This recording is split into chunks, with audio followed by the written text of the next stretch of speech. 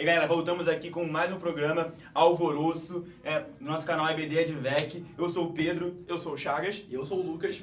E nessa edição, entrevistamos diversos pastores que participaram do evento Alicerçados na Palavra. Interrogamos eles perguntando o que um jovem alicerçado da palavra precisa saber no mundo atual. Roda a vinheta.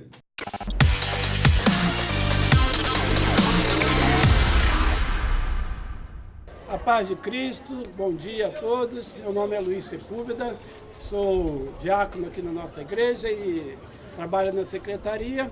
E é um prazer estar aqui compartilhando essas perguntas com os irmãos. Olá, eu sou o pastor Alfredo Campos, pastor aqui também da ADVEC. Deus abençoe.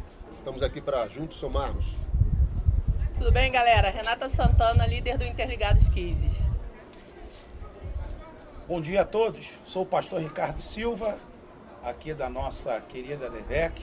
Estamos aqui para auxiliá-los nessa caminhada do saber. Que Deus abençoe a todos. A paz de Cristo, eu sou o pastor Zil Fernandes, estou como vice-superintendente da EBD e estamos aqui para tirar as suas dúvidas. Todas elas. Algumas. Maravilha, vamos começar.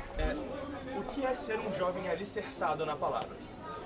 Bem, para mim, um texto que me leva muito a isso é o texto de Josué, né? Quando Moisés falece, que Josué assume, né, o comando, Deus fala a ele que ele deve, né, seguir os passos de Moisés e estar na palavra de Deus sem se afastar nem para a direita e nem para a esquerda, e fazer daquela palavra, né, o seu livro de cabeceira.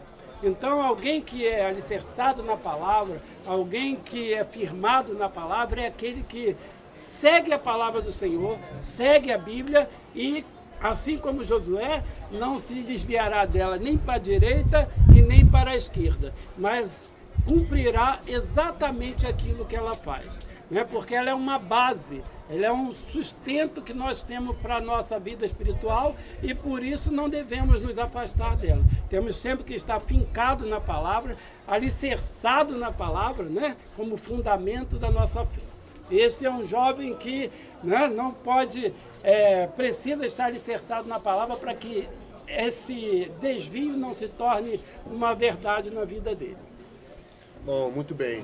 Eu me sinto muito à vontade para falar sobre esse assunto porque eu fui um jovem que não nasci no berço evangélico, né? Eu conheci o mundo e com 16 anos eu me entreguei a Cristo. Então eu sei o que é ser jovem no mundo, sei o que é ser jovem em Cristo.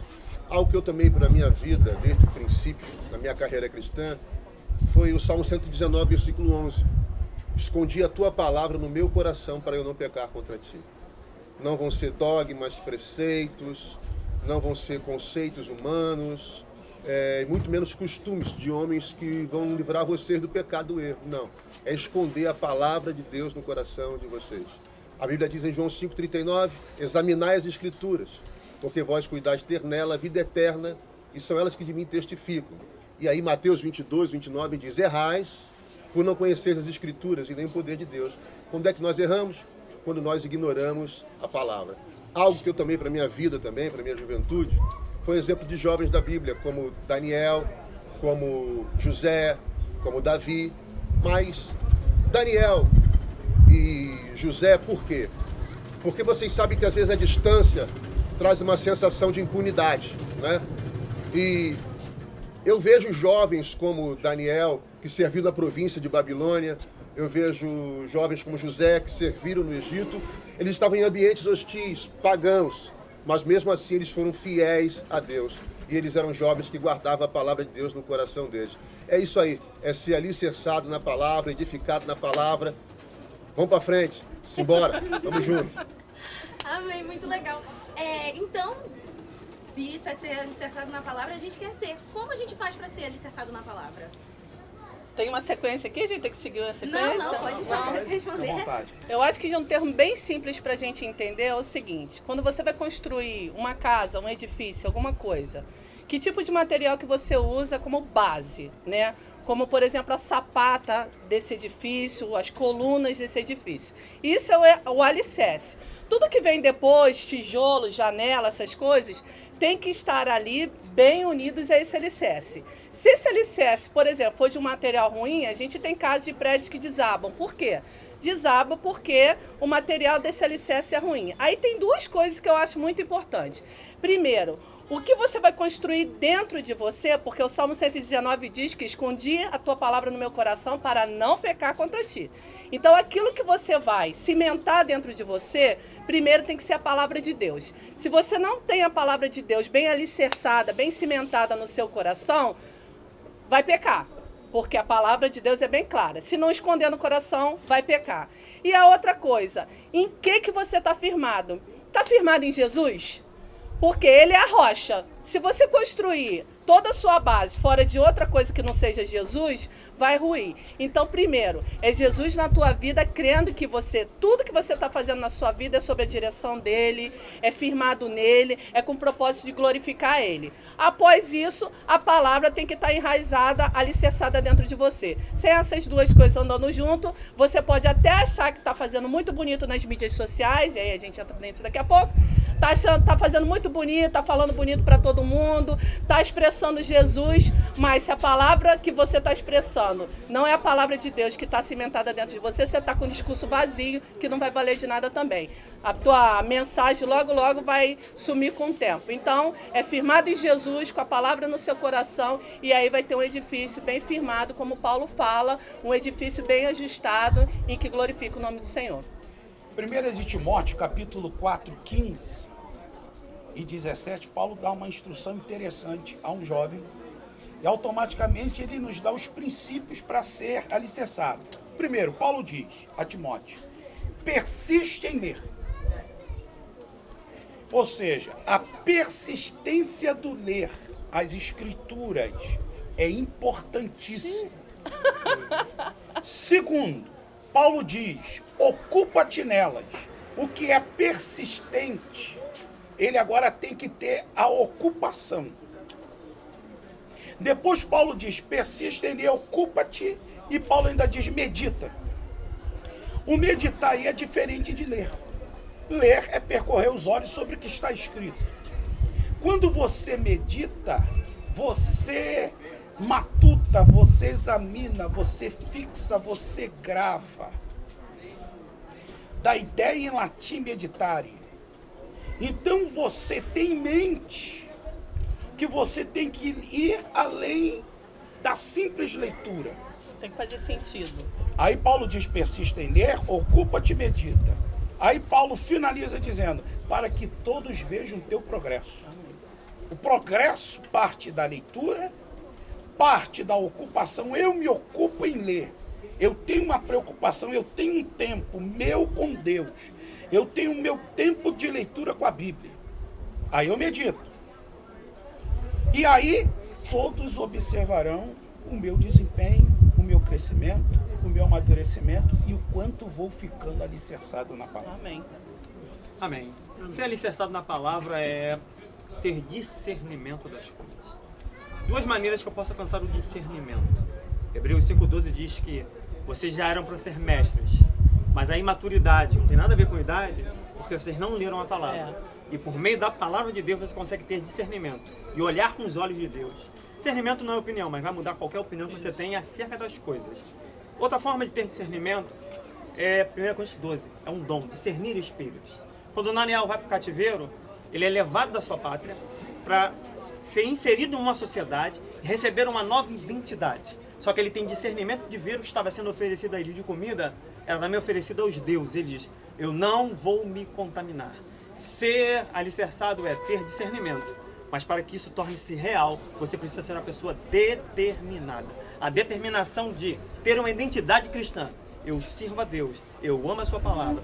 Conforme Daniel foi convivendo naquele ambiente, ele foi entendendo o mundo de Deus. E Deus, pelo seu mundo, transportou ao mundo dos homens para um estágio de honra. Daniel vai de sábio, terceiro no reino, vai subindo, primeiro-ministro.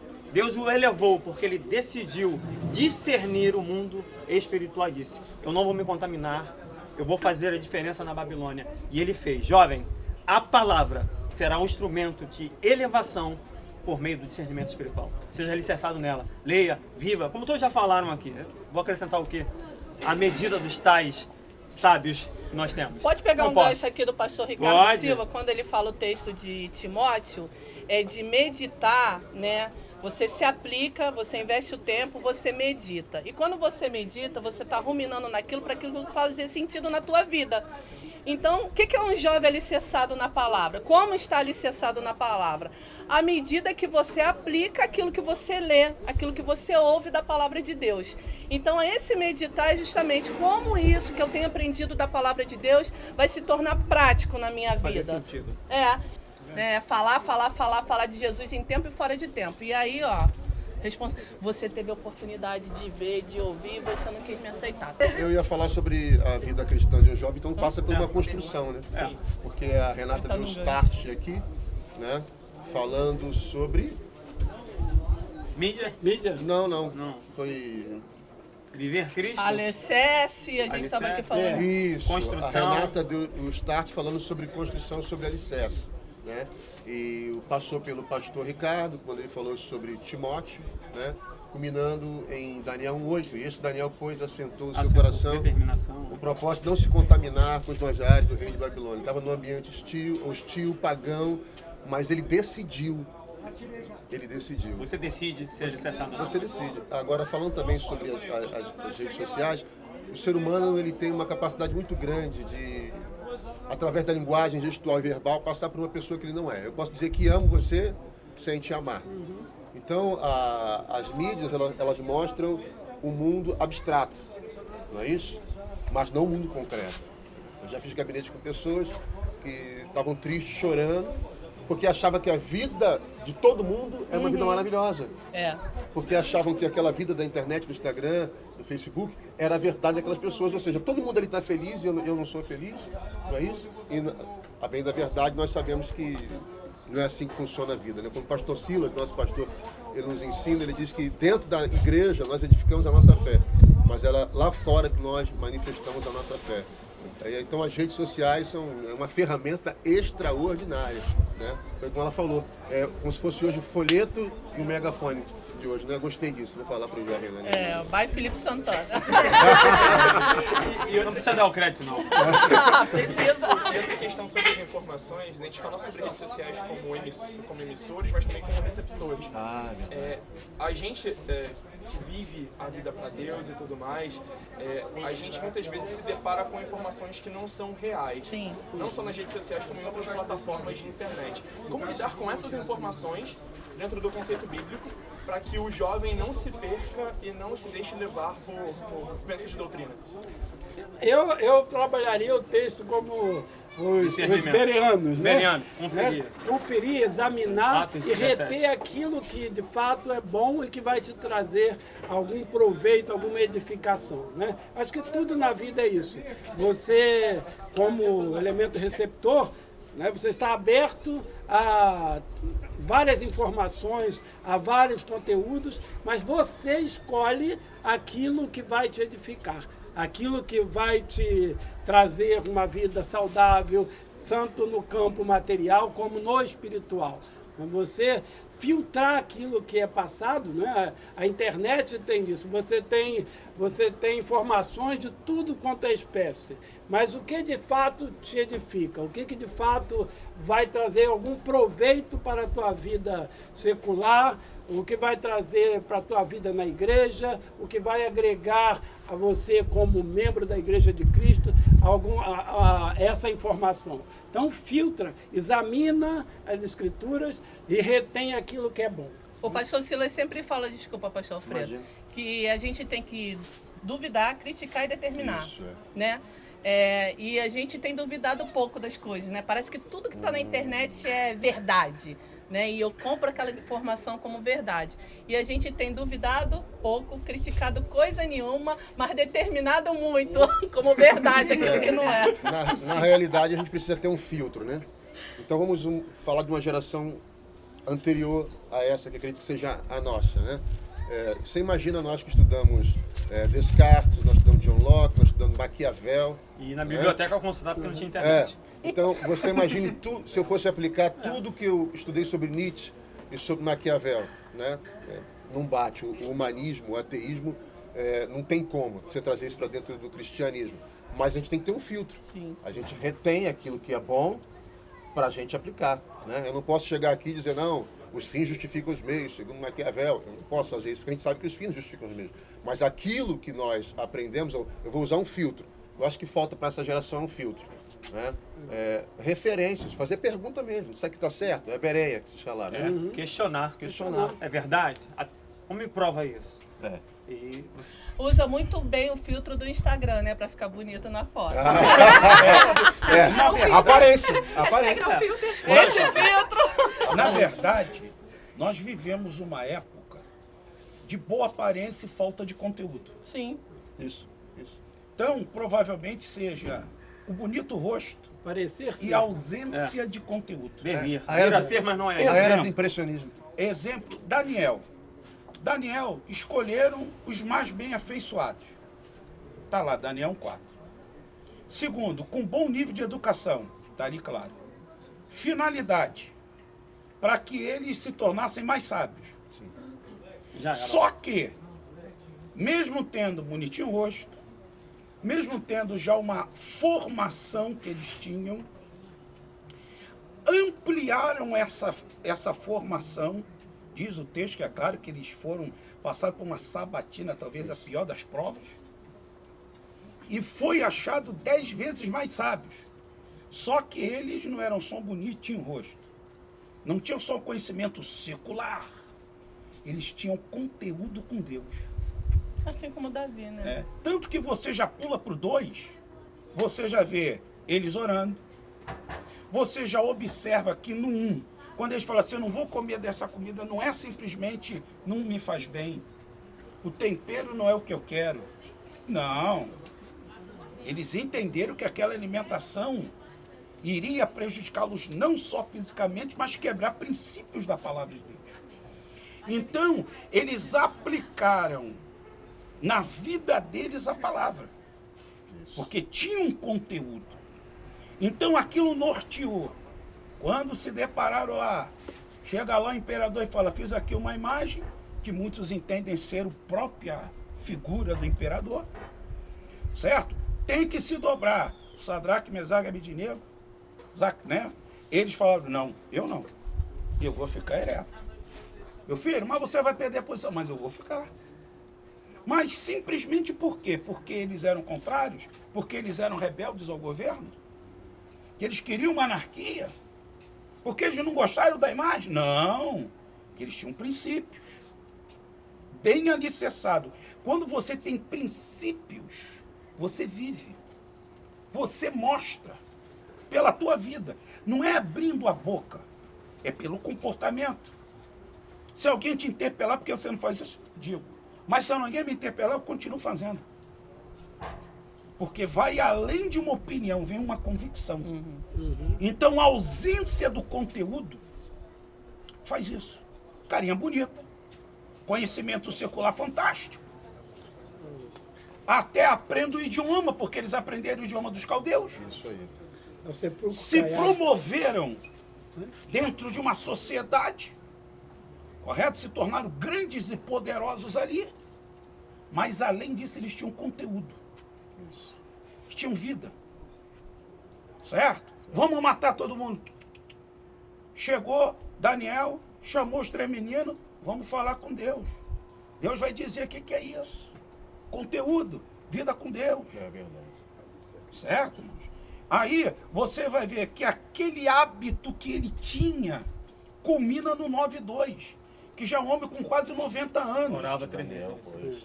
Isso, né? É o 6:11. 6:11.